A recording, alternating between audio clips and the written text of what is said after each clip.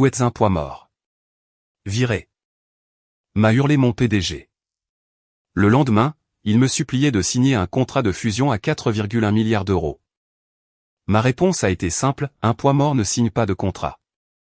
La revanche est un plat qui se mange froid. 22 ans dans une entreprise. Et ça se termine comme ça.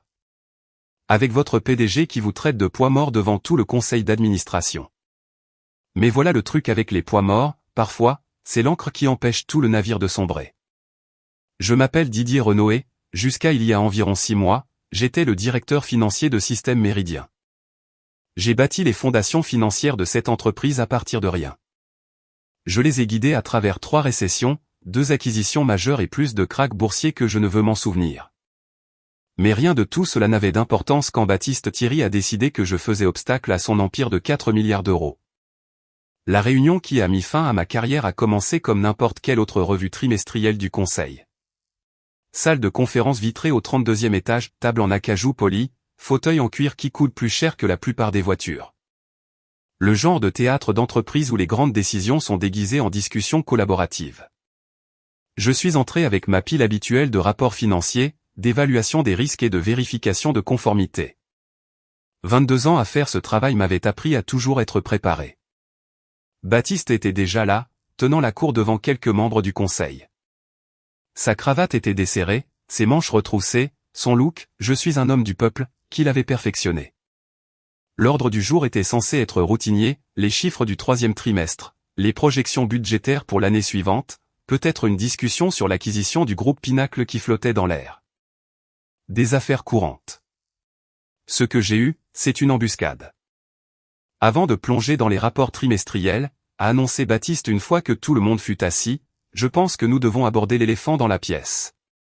Ses yeux ont croisé les miens à travers la table polie. Didier est devenu un goulot d'étranglement. Son approche vieille école de la gestion des risques est une autre potentiel de croissance. Vous connaissez cette sensation quand la température d'une pièce chute de 10 degrés en 2 secondes? C'est ce qui s'est passé. 8 membres du conseil ont soudainement trouvé leur tasse de café très intéressante. L'accord Pinacle aurait dû être conclu il y a 6 mois, a poursuivi Baptiste. Mais Didier ici continue de trouver de nouvelles raisons de retarder. Plus d'études, plus de rapports, plus d'analyse. C'est la paralysie par l'analyse. Didier joue la carte de la prudence excessive, bloquant le progrès. Peut-être est-il temps que du 109 gère les gros contrats. J'étais assis là, stylo à la main, regardant ma carrière se faire disséquer en temps réel. 22 ans à maintenir cette entreprise rentable et on me faisait la leçon sur la prudence. La même prudence qui nous avait fait économiser des millions pendant l'éclatement de la bulle Internet. La même analyse qui nous avait tenus à l'écart du désastre des subprimes. Baptiste, ai-je dit, en gardant ma voix calme, l'acquisition de Pinacle présente des problèmes légitimes de diligence raisonnable qui. C'est exactement ce dont je parle. Tout est un problème avec toi. Chaque opportunité devient un problème. Il a fait un geste vers les membres du conseil comme s'ils étaient un jury. Nous avons besoin de leaders qui voient des solutions, pas des problèmes. J'ai balayé la table du regard, des visages que je connaissais depuis des années. Amandine Dubois, qui avait rejoint le conseil 3 ans plus tôt, fixait ses notes. Richard Laurent, de notre plus grand investisseur institutionnel, consultait son téléphone. Puis Baptiste a porté le coup de grâce. J'ai pris ma décision. Didier Renaud n'est plus le directeur financier de Système Méridien. Avec effet immédiat. Les mots ont flotté dans l'air comme la fumée d'un incendie. 22 ans. Il a fallu 5 phrases pour les effacer. J'ai regardé une dernière fois autour de cette table. Ces gens m'avaient confié l'avenir financier de leur entreprise pendant plus de 2 décennies. Je les avais rendus riches, je les avais protégés, j'avais construit les systèmes qui avaient transformé leur rêve de start-up en une réalité du CAC 40. Et pas un seul d'entre eux n'a dit un mot pour me défendre. Alors j'ai fait ce qu'on fait dans ces situations. J'ai rassemblé mes papiers, je me suis levé et j'ai marché vers la porte. Professionnel jusqu'au bout. Didier, m'a-t-il lancé, la voix plus douce maintenant, réalisant probablement à quel point c'était brutal. Ce n'est pas personnel. Ce sont juste les affaires. Je me suis arrêté à la porte et je l'ai regardé. Baptiste, tout est personnel en affaires. Tu n'as juste jamais appris ça. Sortir de cette salle de conférence, c'était comme quitter un enterrement. Le mien. Le couloir semblait plus long que d'habitude. Chaque pas résonnait sur le sol en marbre comme un compte à rebours. Je pouvais sentir les regards me suivre à travers les vitres des bureaux, les gens commençant déjà à chuchoter. Mais voilà ce que personne dans cette pièce, y compris Baptiste, ne savait. Alors que je passais devant leurs visages choqués, devant les œuvres d'art d'entreprise et les affiches de motivation sur le travail d'équipe et l'excellence, je portais en moi une connaissance qui allait faire s'effondrer tout son empire. Et la beauté de la chose, c'est qu'il m'avait lui-même tendu l'arme. 2 ans plus tôt. Laissez-moi revenir en arrière et vous raconter comment tout cela a vraiment commencé. Parce que les meilleures histoires de vengeance commencent toujours avec la cible qui creuse sa propre tombe. Il y a 2 ans, Baptiste est venu me voir avec le dossier Pinacle. Il vibrait littéralement d'excitation, parlant de domination du marché, d'écraser la concurrence, de faire de Méridien le leader incontesté de notre secteur. Du Baptiste classique. Grande vision, ego encore plus grand, zéro patience pour les détails. Sur le papier, les chiffres semblaient solides. Pinacle était une entreprise technologique avec de bons flux de revenus et une croissance décente. Mais je suis dans la finance depuis assez longtemps pour savoir que le papier ne raconte pas toute l'histoire. Lors de mon examen initial, j'ai trouvé des passifs préoccupants. Des problèmes de conformité environnementale dans leurs usines de fabrication. Des pratiques comptables douteuses dans leurs divisions internationales. Quelques procès qui n'avaient pas été correctement déclarés. Des éléments classiques de diligence raisonnable, vraiment.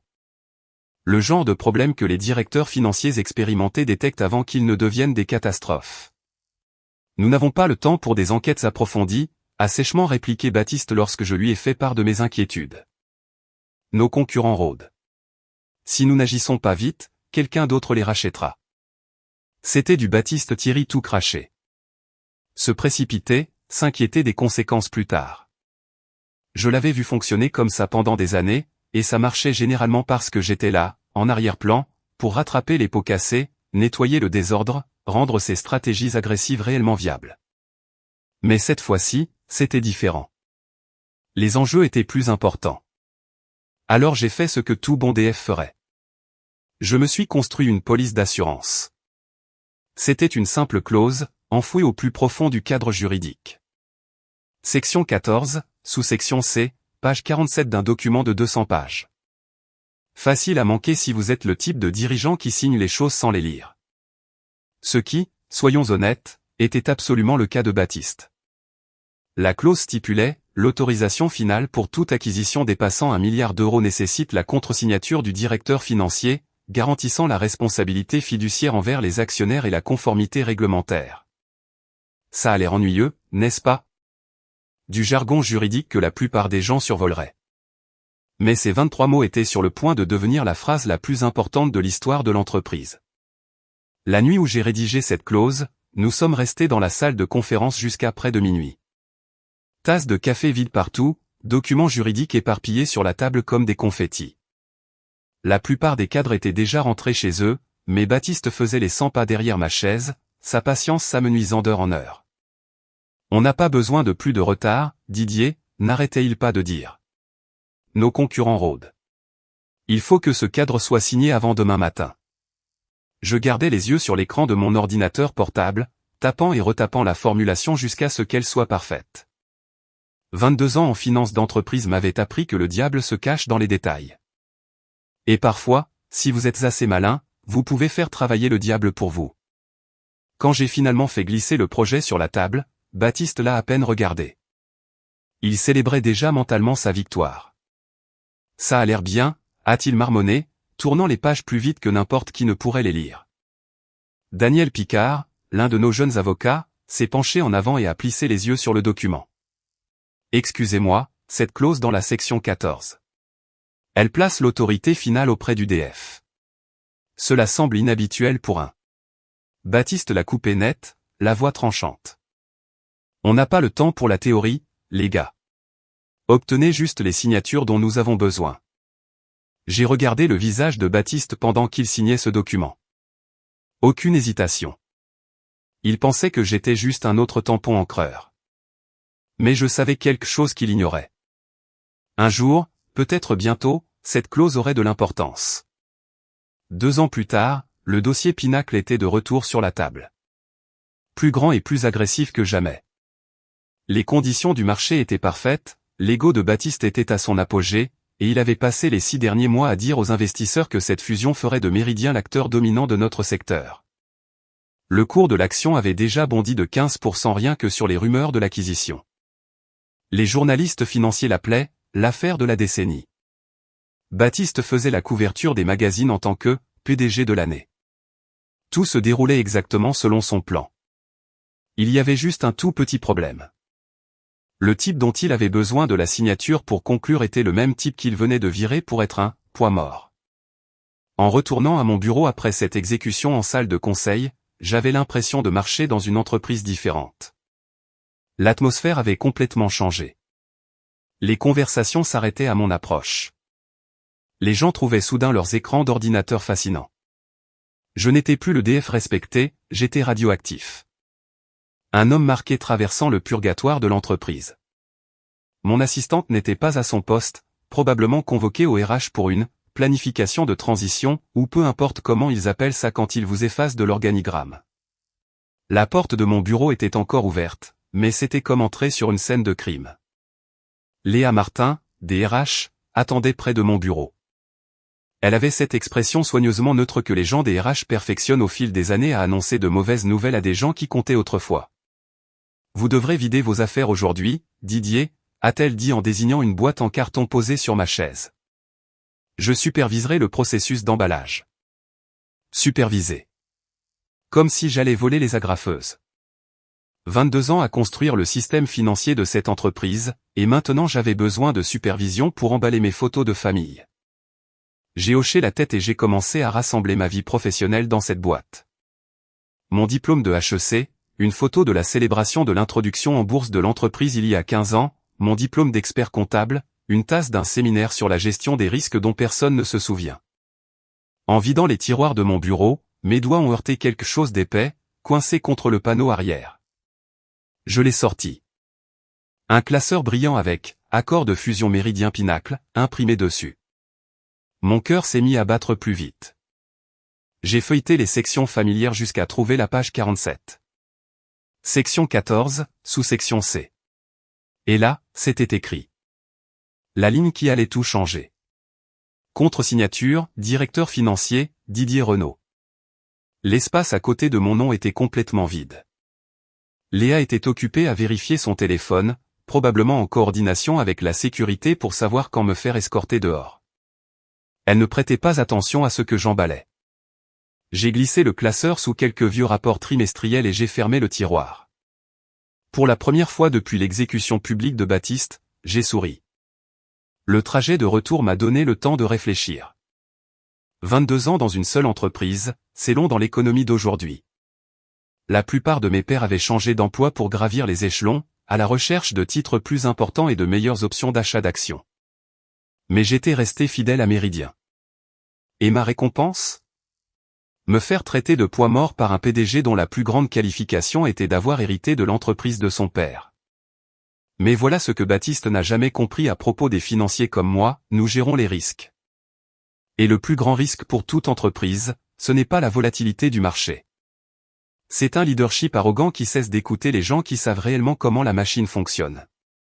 Ce soir-là, je me suis assis dans ma cuisine et j'ai ouvert le classeur. Chaque page était exactement comme je m'en souvenais. Chaque clause était toujours juridiquement contraignante. Et cette ligne vide à côté de mon nom. Elle était toujours vide. Le lendemain matin, mon téléphone a commencé à sonner à 7h30. Le premier appel venait du cabinet Leroux et Partenaires, le cabinet d'avocats qui gérait la fusion. La voix à l'autre bout du fil était polie. Monsieur Renaud, ici Juliette Morin du cabinet Leroux. Nous devons fixer une réunion pour finaliser l'autorisation. La date limite réglementaire est vendredi.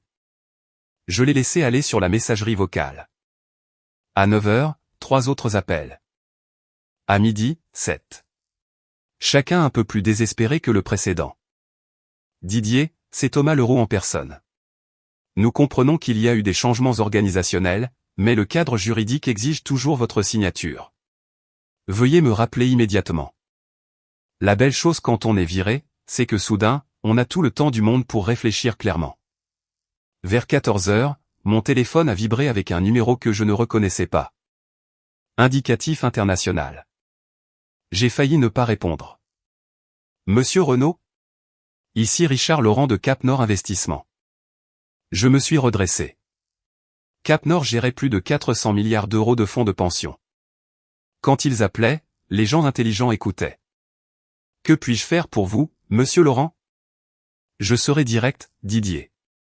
Nos analystes ont examiné la structure de l'acquisition de Pinacle. Nous comprenons que vous détenez la contre-signature requise pour l'approbation finale. C'est exact. Compte tenu des récents développements chez Méridien, nous voulions comprendre votre position actuelle sur cette transaction. Quelle est votre analyse de l'accord, monsieur Laurent? Notre équipe de diligence a identifié plusieurs facteurs de risque qui nous préoccupent. Les passifs environnementaux, certaines pratiques comptables irrégulières. Les mêmes problèmes que j'avais signalés il y a 2 ans. Nous nous en doutions, Didier. Pour être franc, si cette fusion se poursuit sans une diligence raisonnable appropriée, Cap Nord sortira probablement entièrement de sa position dans Méridien. Nous parlions d'un investissement de 300 millions d'euros. L'ironie était parfaite. Baptiste m'avait viré pour être trop prudent sur un accord que son plus gros investisseur remettait maintenant en question. Le deuxième jour a apporté plus d'appels et quelque chose d'autre, la couverture médiatique. Système Méridien fait face à un retard inattendu dans une acquisition majeure. La presse financière avait eu vent de l'affaire. Le cours de l'action a vacillé. Le troisième jour, les choses sont devenues intéressantes. Mon téléphone a sonné à 6 heures du matin. Baptiste Thierry lui-même, la voix tendue par une panique contrôlée. Didier, il faut qu'on parle. Je l'ai laissé parler pendant 2 minutes avant de répondre. Baptiste, je crois que tu m'as viré pour être trop prudent. Qu'est-ce que tu me demandes de faire exactement? Signer l'autorisation. Conclure la fusion. Ensuite, nous pourrons discuter de ton avenir avec l'entreprise. Mon avenir? Je pensais que j'étais un poids mort. Il y eut un silence de 10 secondes. Didier, s'il te plaît, ne laisse pas ton ego détruire ce que nous avons construit ensemble. Le gars qui m'avait humilié publiquement me faisait la leçon sur l'ego. J'y réfléchirai, ai-je dit avant de raccrocher. Le 4e jour a amené des journalistes devant ma porte. L'histoire avait complètement fuité, un DF viré bloque une fusion à plusieurs milliards d'euros. La presse adorait ça. Je leur ai donné la même réponse qu'à tout le monde, la diligence raisonnable n'est pas négociable. Le 5e jour, c'est là que Baptiste a craqué. L'histoire a fait la une des grandes chaînes financières. Le cours de l'action a chuté de 12%. J'ai regardé la conférence de presse de Baptiste depuis mon salon. Pâle, en sueur, les yeux fuyants comme un animal acculé. C'est un problème de procédure temporaire, a-t-il insisté. Mais sa voix s'est brisée. Ce soir-là, mon téléphone a sonné. Monsieur Renaud? Ici Hélène Portier d'Argentat Associés. Nous représentons un consortium d'investisseurs intéressés par les actifs d'entreprises en difficulté. Nous aimerions discuter d'une opportunité de conseil. J'ai fait une recherche rapide sur Argentat Associés.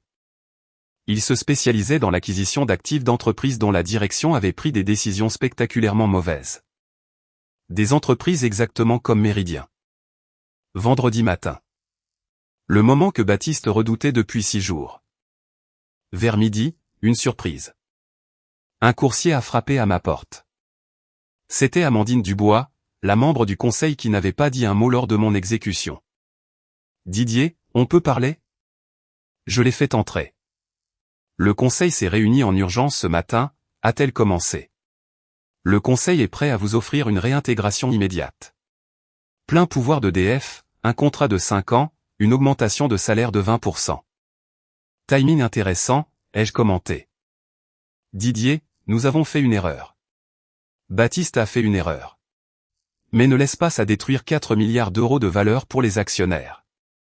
Je me suis penché en arrière. Amandine, laissez-moi vous poser une question. Si je signe cette autorisation aujourd'hui, que m'arrivera-t-il la semaine prochaine, quand Baptiste décidera que je suis encore trop prudent pour son prochain grand projet? Elle n'avait pas de réponse. Le conseil vous protégerait, a-t-elle dit, sans conviction. Comme vous m'avez protégé mardi? À 16 heures, mon téléphone a sonné une dernière fois. Baptiste. Sa voix, à peine un murmure. Didier, s'il te plaît. Tu as prouvé ce que tu avais à prouver. J'ai eu tort. Tu n'es pas un poids mort. Qu'est-ce que tu veux? De l'argent? Des actions? Un siège au conseil? Dis-le. Je veux quelque chose que tu ne peux pas me donner. Je veux travailler pour des gens qui valorisent l'expérience au lieu de la rejeter. Qui comprennent que la prudence est de la sagesse, pas de la faiblesse. À 16h47, j'ai regardé l'horloge. La diligence raisonnable n'est pas négociable, Baptiste. Jamais. À 17h pile, j'étais assis sur mon canapé à regarder les informations financières lorsque les alertes ont commencé à clignoter. La fusion Méridien-Pinacle s'effondre. L'action en chute libre après l'échec de l'accord. En 1 heure, l'action avait chuté de 30%. Mon téléphone a sonné. Hélène Portier d'Argentat Associés. Monsieur Renaud, je suppose que vous avez vu les nouvelles. Compte tenu des développements d'aujourd'hui, nous aimerions discuter de l'élargissement de votre rôle.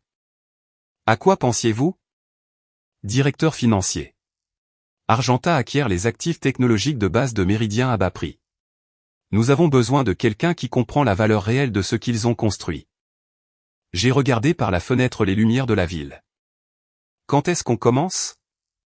6 mois plus tard, j'étais de retour dans le monde de l'entreprise.